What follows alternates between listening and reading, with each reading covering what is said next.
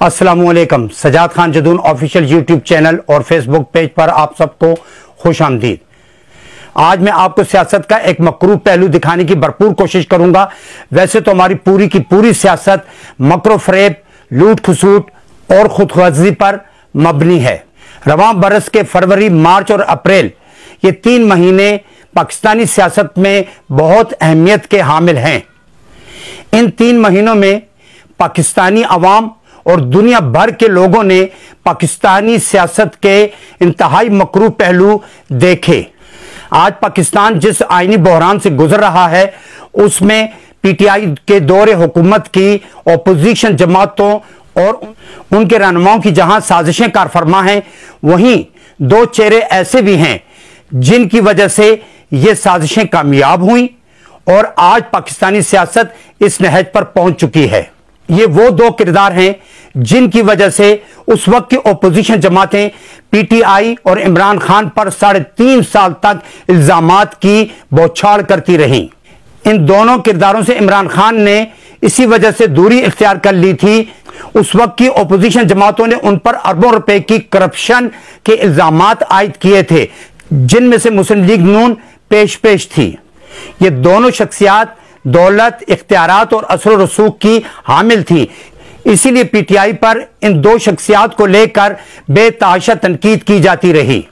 जब इन शख्सियात पर चीनी के बहरान और अरबों रुपए की जमीनों को हथियाने के इल्जामात ओपोजिशन की तरफ से लगाए गए तो इमरान खान ने इनसे पहलूतही करनी शुरू कर दी, जिसकी वजह यह थी कि इमरान खान की सारी सियासी जिंदगी बदउनवानी या करप्शन के खिलाफ जद्दोजहद करते हुए गुजरी थी। तो फिर वो किस तरह से ऐसे लोगों से अपने ताल्लुकात को बरकरार रख सकते थे। तो दोस्तों, आप यकीनन जान गए होंगे कि इनमें से एक शख्सियत जहांगीर तरीन की है और दूसरे अलीम खान हैं। पीटीआई और इमरान खान की तरफ से मुसलसल नजरअंदाज किए जाने पर जहांगीर तरीन और अलीम खान बहुत दिल बर्दाश्ता हुए और इस तरह से उन्होंने भी अपनी राहें पीटीआई से अलग कर ली। ये दोनों शख्सियात पीटीआई की माली, सियासी और दीगर हर तरह का ताउन करती थीं। इनके अलग हो जाने पर सबसे ज्यादा खुशी यकीनन मुस्लिम लीग नून को हुई थी, क्योंकि ये दोनों पंजाब की सबसे बाअसर शख्सियात तस्वर की जाती थी। इनके पीटीआई से दूर होने पर शहबाज शरीफ इंतहाई मेहनत करके इन्हें मुस्लिम लीग नून के करीब ले आए, जिसका नुकसान पीटीआई को वफाक और पंजाब में अपनी हुकूमत से हाथ धोने की कीमत पर सहना पड़ा। इस तरह से इन दोनों शख्सियात की तरफ से पीटीआई और इमरान खान पर सख्त तनकीद की गई, क्योंकि जब दोस्त दुश्मन बन जाता है तो वो बहुत सारे राजों से वाकिफ होता है और जब वो दुश्मनी में आकर राज खोलने लगता है तो वो अपने आप को बेहतर साबित करने के लिए, अपने इल्जामात में शिद्दत लाने के लिए झूठ का सहारा भी लेता है। और यकीनन ये दोनों शख्सियात आइंदा भी पीटीआई और इमरान खान के लिए बाइस से ज़ोहमत साबित होंगी। अक्सर लोग इमरान खान पर इल्जाम लगाते हैं कि वो खुदगर्ज हैं, वो लोगों को इस्तेमाल करते हैं और उसके बाद उनसे जान छुड़ा लेते हैं। अगर इमरान खान में मुनाफिकत या खुदगर्जी होती तो वो कभी भी अपने इन 2 अहम रहनुमाओं को अपने से दूर ना करते और इन्हें पार्टी से दूर जाने ना देते, क्योंकि उस वक्त की ओपोजिशन जमातें ये इल्जाम लगाया करती थी कि पीटीआई का मुकम्मल खर्चा ये 2 शख्सियात बर्दाश्त करती हैं। अगर इमरान खान भी इतने चालाक होते तो वो दूसरी जमातों की तरह अपने लोगों को करप्शन करने देते, वो जी भर के करप्शन करते और उसके बाद वो टाल मटोल से काम लेते और फिर लोग भूल जाते, लेकिन अपने इन 2 रहनुमाओं को अपने से दूर ना जाने देते, जिस तरह से दीगर जमातें करती हैं। आप दीगर जमातों के अदवार में देख लें, मुस्लिम लीग नून को देख लें, पाकिस्तान पीपल्स पार्टी को देख लें, उनके रहनुमाओं पर करप्शन के इल्जामात लगते रहे, लेकिन उनकी जमातों के अहम रहनुमाओं ने कभी भी उन्हें इस बात पर नहीं डांटा, ना उनसे बात पुरस की। उसकी वजह यह थी क्योंकि वो जानते थे कि ये लोग उनके लिए अहम हैं, ये सीटें निकालते हैं। अगर इन्हें कायदीन की तरफ से इनकी बदउनवानी पर निशाना बनाया गया तो ये अपनी अपनी जमातों को छोड़ के चले जाएंगे, इसीलिए उन पर कभी भी बात पुरस नहीं की गई।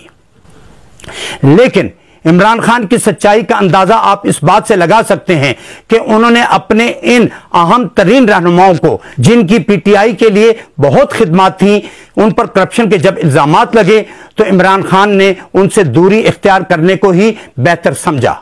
दोस्तों, मुनाफिकत की इंतहा देखिए।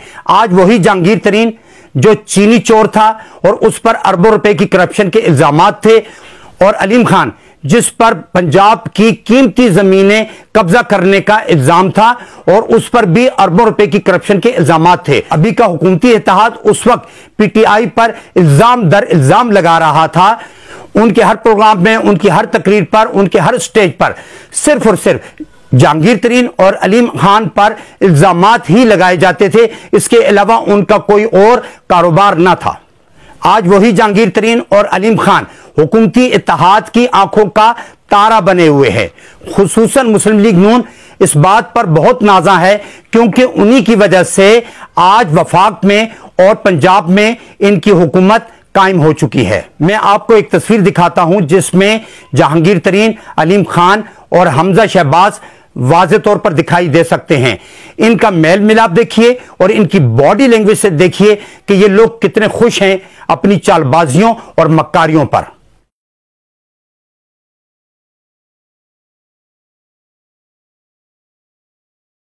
क्या अवाम इस खुले तजाद को समझ नहीं रहे? वो इल्जामात कहां गए जो जहांगीर तरीन और अलीम खान पर लगाए जाते थे? आज मरकज और पंजाब में ओपोजिशन इत्तेहाद की हुकूमत कायम है, तो इसकी दो ही वजूहात हैं। एक सियासत में मुनाफिकत, दूसरा ये दोनों शख्सियात जिनकी कोशिशों से आज सियासत मुकम्मल तौर पर तब्दील होकर रह गई है। दोस्तों, मुल्क में हकीकी ताकत का मरकज सिर्फ और सिर्फ आवाम है और यही तब्दीली ला सकते हैं।